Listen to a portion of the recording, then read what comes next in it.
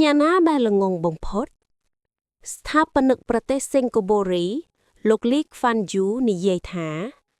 ល្ងងខ្លៅមិនមែនជាបញ្ហានោះទេប៉ុន្តែអ្វីដែលជាបញ្ហាគឺច្រឡំថាខ្លួនឯងចេះតាមពិតទៅគ្មានអ្នកណាដែលចេះអស់ចេះគ្រប់រឿងគ្រប់រាវនោះទេសូម្បីតែបណ្ឌិតផ្នែកណាមួយក៏នឹងចេះផ្នែកនោះមិនអស់ដែរដូចនេះមនុស្សដែលកាន់តែចេះកាន់តែគិតថាខ្លួនឯងល្ងងប៉ុន្តែមនុស្សដែលកាន់តែល្ងងគឺគិតថាខ្លួនឯងចេះ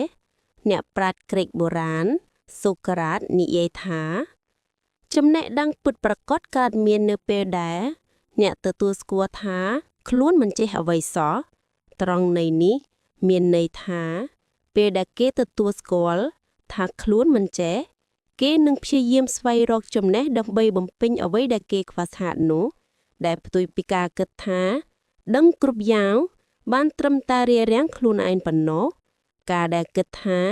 ខ្លួនឯងចេះហើយឬខ្លួនឯងដឹងហើយប្រៀបដូចជាការបិទគម្របខួរក្បាលមិនអោយចំណេះដឹងរត់ចូលអញ្ចឹងហើយវាគឺជាការបិទឱកាសដើម្បីរីកចម្រើនដ៏អាក្រក់បំផុតដែរ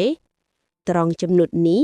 លោក Steve Jobs ស្ថាបនិកក្រុមហ៊ុន Apple ធ្វើបានផ្ដល់ទស្សនាទានថានៅតែឃ្លាននៅតែល្ងងដែលជំរុញទឹកចិត្តមនុស្សឲ្យប្រឹងប្រែងរកនិងប្រឹងប្រែងរៀននៅតែល្ងងមានន័យថាចេះមិនអស់មិនតន់ចេះមិនតន់ចេះគ្រប់ដែលទាមទារឲ្យយើងត្រូវរៀនបន្ថែមចំណែកឯមនុស្សដែលគិតថាខ្លួនចេះគ្រប់យ៉ាងគឺជាមនុស្សដែលគួរឲ្យអាណិតបំផុតអាណិតទី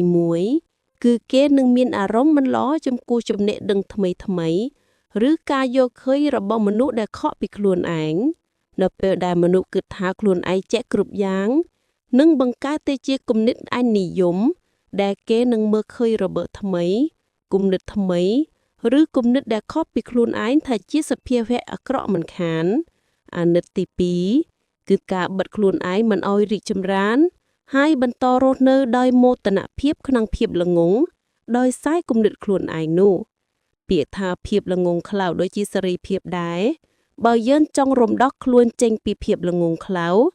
រឿងដំបូងគឺការទទួលស្គាល់ថាខ្លួនកំពុងស្ថិតនៅទីនោះបើយើងចង់បានសេរីភាពឌីងលុះត្រាតែយើងទទួលស្គាល់ថាខ្លួនឯងកំពុងត្រូវបានគេបំបិទសិទ្ធិសេរីភាពដែរបើពុំដូចនេះទេគ្មានអ្នកណាម្នាក់អាចរំដោះអ្នកចេញពីទីនោះបានឡើយ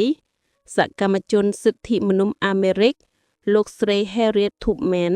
និយាយថាខ្ញុំអាចជួយទេសការរាប់ពាន់អ្នកឲ្យមានសេរីភាពហើយខ្ញុំអាចជួយបានរាប់ពាន់អ្នកផ្សេងទៀត